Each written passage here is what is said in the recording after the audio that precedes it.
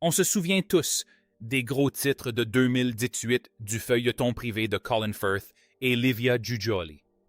À l'époque, on avait parlé d'une brève période difficile suivie d'une séparation discrète.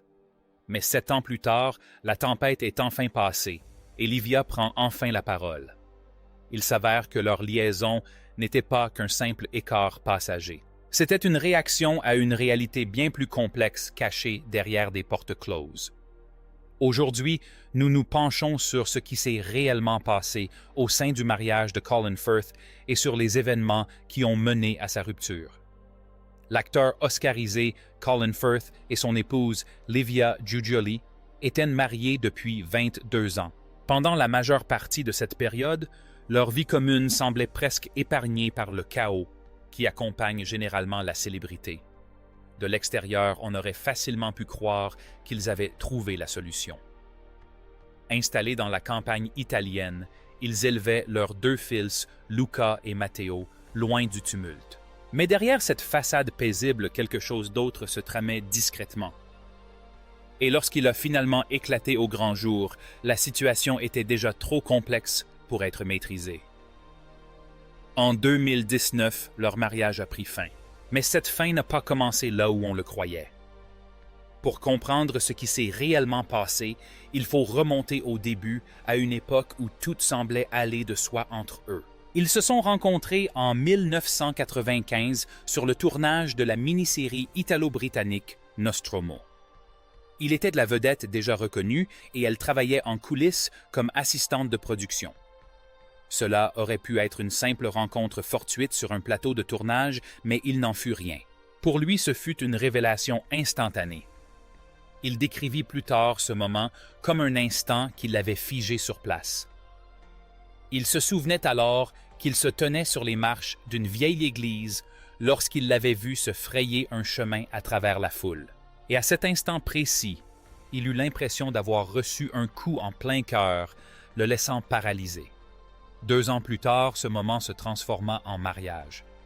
Ils se marièrent dans une église du XIIIe siècle près de sa ville natale, Città della Pietà, et s'installèrent ensuite en Ombrie, aux portes de la Toscane. Ce n'était pas une fuite temporaire, c'est devenu son foyer. Il est resté s'intégrant pleinement à cette vie, devenant finalement citoyen italien, fusionnant totalement son monde avec le sien. Peu après, leur famille s'est agrandie. En 2001, ils ont accueilli Luca, puis 2 ans plus tard, Matteo. Pour elle, c'était le début de la maternité. Pour lui, c'était une suite logique. Il avait déjà un fils aîné, Will, né de sa précédente relation avec l'actrice Meg Tilly. En apparence, tout semblait parfait. Une famille, de la stabilité, une vie commune qui semblait solide et réfléchie. Puis, en 2018, quelque chose a basculé et leur relation a été exposée au grand jour. Un journal italien a révélé qu'ils avaient porté plainte auprès de la police. Elles ont affirmé être harcelées par un homme, le journaliste italien Marco Brancaccia. Selon la plainte, cela durait depuis des années, messages, courriels, appels téléphoniques et même des photos envoyées directement à Firth. Cela dressait le tableau d'une intrusion de quelque chose de persistant et de troublant. Mais presque aussitôt après sa parution, une autre version a émergé changeant la donne. Brancaccia a nié les accusations et a insisté sur le fait que l'histoire était plus complexe. Il a affirmé que Giudioli et lui n'étaient pas des inconnus, ni même de simples connaissances, mais des amis d'enfance qui avaient entretenu une relation amoureuse. Selon lui, il ne s'agissait pas de harcèlement, mais d'une relation déjà existante, une relation qui, d'après ses dires, était allée suffisamment loin pour qu'elle envisage de quitter son mari. Il a minimisé les faits, décrivant le prétendu harcèlement comme se limitant à quelques messages après leur rupture en juin 2016, ainsi qu'à un courriel qu'il a par la suite regretté d'avoir envoyé à Firth. Ce courriel, expliqua-t-il, avait révélé leur relation. Selon lui, la plainte déposée contre lui était motivée par la crainte qu'il ne dévoile davantage d'informations, notamment des détails sur son mariage et son travail. Il affirma également que durant leur relation, elle lui avait envoyé des centaines de messages accompagnés de photos de vidéos et même d'écrits personnels, laissant entendre que leur liaison n'était ni passagère ni sans lendemain. À ce moment-là, la situation avait échappé à tout contrôle et la vérité, ou du moins une partie de celle-ci, commença à se répandre de part et d'autre. Après la révélation de ces allégations, Giudioli s'est exprimée sur les faits, apportant un éclairage nouveau. Elle a révélé qu'en 2015, elle et Firth s'étaient séparés discrètement pendant environ 1 an période durant laquelle elle a entretenu une relation avec Brancaccia. Par l'intermédiaire d'un porte-parole, il a été précisé que la séparation avait été une décision mutuelle prise en toute discrétion, et que c'est durant cette période qu'elle avait brièvement eu une liaison avec lui. L'élément clé de cette déclaration n'était pas seulement la liaison, mais aussi ce qui s'en est suivi. Elle confirmait qu'après cette période, elle et Firth s'étaient réconciliés et avaient tenté d'aller de l'avant. Peu après, les poursuites judiciaires contre Brancaccia ont été abandonnées. Les deux parties ont convenu d'un règlement à l'amiable choisissant de clore ce chapitre sans l'exposer davantage au regard du public. Mais même si l'affaire était réglée, le mal lui persistait. Ce qui avait été révélé n'a pas disparu une fois les gros titres estompés. Ce qui avait été réparé lors de leur réconciliation n'a pas tenu, et avec le temps, il est devenu évident que quelque chose avait changé de façon irréversible. En décembre 2019, ils ont officialisé leur séparation. Leur mariage a pris fin. Le communiqué publié était mesuré presque prudent dans son ton.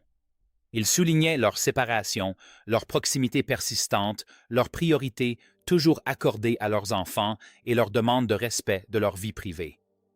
Il ne donnait aucune autre information. Aucun détail, aucune explication, juste une fin discrète à une histoire qui avait duré plus de 20 ans. Mais derrière cette apparente simplicité se cachait une réalité plus simple. Selon un proche, les choses ne se sont jamais vraiment remises de cette liaison et de tout ce qu'elle a engendré. Malgré leurs efforts pour rester unis, malgré la construction d'une famille solide qu'ils avaient voulu protéger, quelque chose persistait. Ce qui s'était passé était irréversible. Et quelles que soient les décisions prises par la suite, ce traumatisme demeurait présent, influençant tout ce qui allait suivre. À un moment donné, rester n'avait plus de sens. Et c'est ainsi qu'une relation qui avait débuté par un coup de foudre aussi soudain et certain s'est terminée non pas en un instant, mais par la lente prise de conscience que certaines choses, une fois brisées, ne reviennent jamais à la normale. Pourtant, bien avant ce divorce très médiatisé, la vie de Colin Firth était stable et simple. Comment Colin Firth est-il devenu acteur, bien avant les gros titres, avant son mariage, avant que sa vie ne soit rendue publique? L'histoire de Colin Andrew Firth a commencé dans un paisible village anglais, un endroit où rien ne laissait présager le destin qui l'attendait. Il est né le 10 septembre 1960 à Greyshot, dans le Hampshire, au sein d'une famille où l'éducation était une valeur fondamentale. Ses deux parents étaient profondément attachés à l'enseignement. Sa mère, Shirley Jean Rolls, enseignait les religions comparées au King Alfred's College, tandis que son père, David Norman Lewis Firth, y était maître de conférences en histoire avant de devenir plus tard chargé de l'éducation au sein du gouvernement nigérian. L'apprentissage, la discipline et l'activité physique rythmaient déjà son enfance. Aîné de 3 enfants, il grandit avec sa sœur Kate, qui se tournera plus tard vers le théâtre et le coaching vocal, et son frère Jonathan, lui aussi acteur. C'était un foyer où l'expression et la performance s'enracinaient discrètement, même si ce n'était pas prévu au départ. Ce sentiment de mouvement ne resta pas théorique. Les origines de sa famille dépassaient largement les frontières de l'Angleterre. Ses grands-parents étaient pasteurs congrégationalistes d'un côté et son grand-père prêtre anglican de l'autre. Leur travail missionnaire les a amenés à voyager à travers les frontières et cette tradition s'est perpétuée dans la génération suivante, ses 2 parents étant nés et ayant passé une partie de leur enfance en Inde. Ainsi, dès son plus jeune âge, sa vie n'a jamais été figée en un seul lieu. Enfant, il déménageait souvent au gré des mutations professionnelles de ses parents. Il a notamment vécu un temps au Nigeria, une expérience qui l'a plongé très jeune dans un environnement radicalement différent avant de déménager à nouveau, cette fois à Saint-Louis, dans le Missouri, vers l'âge de 11 ans. Ce déménagement fut difficile à vivre. Il a décrit plus tard cette période comme difficile et à son retour en Angleterre, l'adaptation ne s'est pas faite du jour au lendemain. À l'école, il se démarquait, ce qui faisait de lui une cible. Il était perçu comme différent et cette différence a engendré du harcèlement. Au lieu de s'y opposer frontalement, il s'est adapté. Il a modifié sa façon de parler, adoptant l'accent ouvrier local du Hampshire, reflétant les attitudes de son entourage, allant même jusqu'à imiter le manque d'intérêt manifeste pour les études afin de se fondre dans la masse. Mais sous cette apparente adaptation, quelque chose d'autre avait déjà commencé à se former. À l'âge de 10 ans, il a commencé à fréquenter des ateliers de théâtre et c'est là que tout a basculé. Cela lui a offert un espace où sa différence n'était plus un handicap. À 14 ans, cet intérêt s'était mué en une véritable vocation. Il avait déjà décidé de devenir acteur professionnel, même si rien d'autre dans sa vie ne semblait encore le mener sur cette voie. Sur le plan scolaire, il ne s'y sentait pas à sa place. L'école, comme il le confia plus tard, lui paraissait ennuyeuse, presque vide, comme si rien de ce qui y était enseigné n'avait de réelle importance à ses yeux. Ce sentiment persista jusqu'à son arrivée au Barton Peveril Sixth Forum College d'Eastleigh, où pour la première fois, un déclic se produisit. Là, une professeure de littérature anglaise nommée Penny Edwards orienta son attention. Grâce à elle, la littérature cessa de lui paraître abstraite et prit tout son sens. Ces 2 années marquèrent un tournant non seulement sur le plan scolaire, mais aussi personnel. Il se souviendrait plus tard de cette période comme l'une des plus heureuses de sa vie, un rare moment d'harmonie. Dès lors, son chemin s'éclaircit. Après avoir terminé ses études à Sixth Forum, il s'installa à Londres, intégrant un environnement plus en phase avec ses aspirations. Il a intégré le National Youth Theatre et cette décision l'a plongé au cœur du monde auquel il aspirait. Le succès n'a pas été immédiat, mais il lui a ouvert des portes. Il a rencontré des gens, tissé des liens et trouvé sa place au National Theatre, d'abord non pas sur scène, mais en coulisses au département des costumes. Ce fut un début discret, mais déterminant. De là, il franchit l'étape suivante en s'inscrivant au Drama Centre London, où l'intérêt né des années auparavant commença enfin à se concrétiser. À ce moment-là, son chemin était tracé, même si tout ce qui allait suivre restait encore à venir. L'ascension et l'évolution de Colin Firth en tant qu'acteur. 3 ans après ses débuts dans le métier, Colin Firth atteint un tournant décisif. Il fait ses débuts dans le West End dans la pièce Another Country, incarnant un personnage inspiré de l'espion britannique Guy Burgess, un rôle empreint de tension, de secret et de complexité. Ce n'était pas une simple prestation théâtrale, c'était la preuve qu'il pouvait s'imposer dans des espaces exigeants, précision et profondeur. Lorsque la pièce fut adaptée au cinéma en 1984, il revint cette fois dans un rôle différent, ayant déjà compris que dans ce milieu, tout était en perpétuel mouvement et que rien n'était figé. De la fin des années 80, au début des années 90, il a continué à travailler avec constance et régularité, construisant sa carrière, étape par étape, sans la percée soudaine qui caractérise généralement un tournant. Ce fut plutôt une ascension progressive. Pièces de théâtre, rôles à la télévision et films, chacun ajoutant une nouvelle dimension à son parcours. En 1988, un nouveau tournant s'opère lorsqu'il accepte le rôle dans Tumbledown, un téléfilm qui l'amène à explorer des registres émotionnels plus profonds. Il y incarne un soldat écossais blessé pendant la guerre des Malouines, un rôle centré sur la douleur, la convalescence et le poids lancinant de la survie. Sa performance ne passe pas inaperçue. Cette performance lui valut sa première nomination au BAFTA, le propulsant sur le devant de la scène. Pourtant, la reconnaissance ne se traduisit pas immédiatement par une célébrité internationale. Il continua à travailler apparaissant dans des films comme Apartment Zero Valmont et Circle of Friends, chaque rôle lui permettant d'affiner son registre. Mais le moment décisif n'était pas encore arrivé. Tout a changé En 1995, lorsqu'il a endossé le rôle de Fitzwilliam Darcy dans Orgueil et Préjugés, tout s'est aligné comme jamais auparavant. Le personnage était réservé, distant, en apparence arborant une fierté tranquille qui laissait peu à peu place à une plus grande vulnérabilité. Cette transformation de la froideur à une profonde humanité devint le cœur de son jeu et le public s'y est immédiatement identifié. Son interprétation a été un véritable succès. Le film a marqué les esprits. Il a suscité un engouement qui ne se limitait pas au rôle, mais concernait aussi l'acteur lui-même. À partir de ce moment-là, la trajectoire a changé. Il s'est ensuite tourné vers une série de films à la fois acclamés par la critique et porteurs d'un impact multiculturel. Le Patient anglais et Shakespeare in Love ont suivi, remportant tous deux l'Oscar du meilleur film, le plaçant ainsi au cœur de projets non seulement couronnés de succès, mais aussi marquants. Puis en 2001, il a endossé un rôle qui faisait écho à son passé, tout en le réinventant pour un nouveau public. Dans le journal de Bridget Jones, il a revisité l'essence du Darcy incarné par Austin, mais cette fois-ci avec une approche moderne. Le personnage était maîtrisé, réservé et légèrement maladroit, mais empreint d'une grande sincérité. Cet équilibre a fait toute la différence et le public a été conquis. Ce rôle est devenu l'un de ses plus emblématiques, un rôle qu'il reprendra dans L'âge de raison, Bridget Jones's Baby et des années plus tard, Mad About the Boy en 2025. À ce moment-là, sa carrière n'était plus une question de faire ses preuves, mais d'élargir son registre. Il passait d'un rôle à l'autre sans se cantonner à un seul type.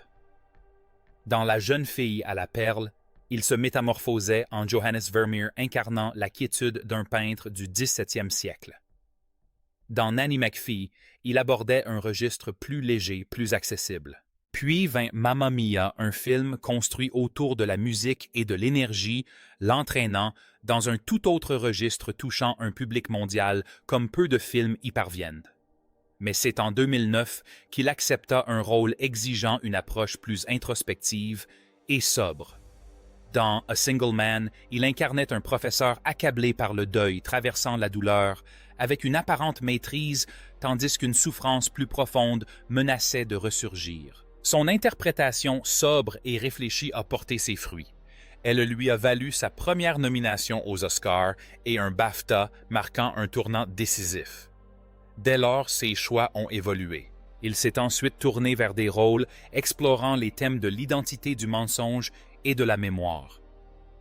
Dans Tinker Tailor Soldier Spy, il incarnait un homme évoluant dans un monde de suspicion et de trahison. Avec Arthur Newman, il est devenu un personnage cherchant à fuir sa propre existence, allant jusqu'à simuler sa mort pour recommencer à zéro. Dans The Railway Man, il s'est investi dans une histoire marquée par le traumatisme et la confrontation en quête d'apaisement des années après la fin de la guerre. Parallèlement, il a su contrebalancer cette profondeur par des rôles exigeant précision et maîtrise. Dans Before I Go to Sleep, il incarnait un mari confronté à l'incertitude tandis que la mémoire de sa femme se réinitialise chaque jour. Puis dans Kingsman Services Secret, il a opéré une nouvelle transformation, adoptant cette fois un jeu plus incisif, maîtrisé, presque stylisé. Ce calme et cette maîtrise associée à une action soudaine ont révélé une facette de lui inédite au public, une facette qu'il a conservée dans la trilogie originale. En 2018, il passait d'un univers à l'autre avec une aisance déconcertante. Il reprit son rôle dans Mamma Mia, Here We Go Again, interpréta un ami fidèle d'Oscar Wilde dans Le Prince heureux et joua dans The Mercy, incarnant un homme isolé en mer, confronté à un danger bien plus intérieur que physique. La même année, il apparut dans Le Retour de Mary Poppins, ajoutant une nouvelle dimension à une carrière déjà riche et variée. En 2019, il fit une brève apparition dans 1917, un film haletant et dynamique réalisé par Sam Mendes. Puis vint Le Jardin secret en 2020, suivi de Supernova, où il incarnait un homme confronté à la lente et douloureuse réalité de la démence de sa compagne, un rôle empreint d'émotion plutôt que de spectaculaire. Le schéma se poursuivit. Dans Operation Mincemeat, il renoue avec le récit de guerre, puis se tourne à nouveau vers le true crime avec The Staircase, explorant une histoire empreinte d'incertitude et de suspicion. Il apparaît dans Empire of Light et même dans un rôle plus modeste, il fait une brève apparition dans Ray Lane, prouvant ainsi que tous les rôles n'ont pas besoin d'être importants pour marquer les esprits. En 2025, dans Lockerbie, A Search for Truth, il livre l'un de ses rôles les plus poignants, celui d'un père confronté à la perte de sa fille lors de l'attentat contre le vol Sainte-Croix de la Pan Am. Tout cela nous ramenait à quelque chose de simple et de poignant, le deuil, la vérité et le besoin de réponse. Et malgré tout, une chose demeurait constante, il ne s'attardait jamais trop longtemps au même endroit, trouvant toujours l'équilibre entre la célébrité et sa vie privée. Depuis 1995, date à laquelle Colin Firth a incarné M. Darcy dans l'adaptation de la BBC d'Orgueil et Préjugés, sa carrière a pris un tournant décisif. Cette performance a fait bien plus que le faire connaître à un public plus large. Elle a forgé une image qui allait le suivre pendant des années, celle d'un homme réservé, émotionnellement distant, dont la profondeur ne s'est révélée qu'avec le temps. Dès lors, son élan ne s'est pas ralenti. Au contraire, il s'est amplifié. Il a enchaîné les films qui l'ont maintenu sous les feux de la rampe, notamment Le Journal de Bridget Jones, Love Actually, Mamma Mia et plus tard Mamma Mia. Et c'est reparti. Chaque rôle élargissait son champ d'action, chaque film renforçait une présence à la fois familière et rassurante. Il ne s'agissait pas seulement des rôles, mais de constance de participer à des histoires qui touchaient le public tout en y conservant discrètement sa propre place. À 65 ans, sa carrière s'étendait déjà sur plusieurs décennies et la reconnaissance était à la hauteur de cette longévité. Un Golden Globe, 2 prix du cinéma européen, 2 BAFTA et un Oscar pour son interprétation du roi. George VI, dans Le Discours d'un roi, venait s'ajouter à son œuvre cinématographique. Mais son engagement hors du cinéma n'en était pas moins significatif. Son implication dans la défense des droits humains et son plaidoyer pour les demandeurs d'asile, les droits des réfugiés et l'environnement ont contribué à façonner l'image qu'il renvoyait. Non seulement en tant qu'acteur, mais aussi en tant que personne engagée dans le monde au-delà de l'écran. Pourtant, si sa vie professionnelle semblait stable, sa vie personnelle suivait un rythme différent. La plupart de ses relations ont débuté dans les mêmes lieux où il travaillait, sur les plateaux de tournage, autour des productions dans des environnements où la proximité a engendré des liens. Sa relation la plus longue et la plus marquante fut celle qu'il entretint avec la productrice et réalisatrice italienne Livia Giugioli. Ils se marièrent en 1997 et construisirent une vie commune qui s'étendit sur plus de 20 ans, durant lesquels ils élevèrent leur fils Luca, né en mars 2001, et Matteo, né en août 2003. Au fil du temps, il s'adapta pleinement à cet univers, allant jusqu'à maîtriser l'italien et à s'intégrer à sa culture autant qu'à la sienne. Mais en 2019, cette relation a atteint son point de rupture. Ce qui a suivi fut loin d'être calme. On l'a décrite comme chaotique, compliquée et difficile à contenir une fois rendue publique. Le point de basculement remonte à une brève séparation entre eux durant laquelle Giugioli a entretenu une relation avec le journaliste italien Marco Brancaccia, ce qu'elle a par la suite reconnu publiquement. Ce qui aurait pu rester privé a rapidement dégénéré lorsqu'elle l'a accusé de harcèlement-accusation, qu'il a nié en présentant sa propre version des faits. La situation ne s'est pas apaisée. L'affaire s'est déroulée par couches successives, avec des accusations, des contre-accusations et des détails qui n'ont cessé de modifier le récit. Malgré une tentative de réconciliation après l'infidélité, rien n'a tenu. En coulisses, des efforts avaient pourtant été déployés. Il y avait une volonté de préserver l'unité familiale, de tourner la page. Mais d'après leurs proches, cet effort avait ses limites. À un moment donné, le poids de la situation est devenu insupportable et la décision qui a suivi n'était pas soudaine, mais inévitable. Malgré tous les efforts déployés, la trahison persistait. Et finalement, il devint évident qu'il était devenu impossible d'avancer ensemble. Pourtant, la fin ne fut pas entièrement hostile. En 2021 ans après leur séparation, un moment laissait entrevoir une certaine douceur. Giudioli a publié une photo de lui pour son 60 et anniversaire le décrivant comme son meilleur complice depuis 25 ans, et ce n'est pas fini. Ce message bref mais important révélait qu'après tout ce qui s'était passé, l'amertume n'était pas totalement absente. Avant ce mariage, il y avait eu d'autres chapitres de sa vie. L'un des plus marquants fut sa relation avec l'actrice Meg Tilly. Ils se rencontrèrent sur le tournage de Valmont en 1989 et leur idylle naquit sur le plateau de tournage et dura 5 ans. En 1990, ils eurent un fils William, ajoutant une nouvelle dimension à sa vie, bien avant son mariage avec Giudioli. Meg menait déjà une carrière bien établie avec des rôles dans des films comme Psychose, Deux les copains d'abord et Mascarade, ainsi qu'un Golden Globe pour Agnès de Dieu. Pendant un temps, leurs vies se déroulèrent en parallèle. Puis au milieu des années 90 à peu près, au même moment où Orgueil et Préjugés redéfinit sa carrière. Il eut une brève relation avec sa partenaire à l'écran Jennifer Ehle. À l'écran, leur relation était essentielle à l'histoire de Darcy et Elizabeth Bennet, mais hors caméra, elle s'est avérée plus complexe. Il est revenu plus tard sur cette expérience, expliquant qu'être impliqué avec une personne avec laquelle on raconte une histoire d'amour peut brouiller les frontières, ce qui n'est pas toujours facile à gérer.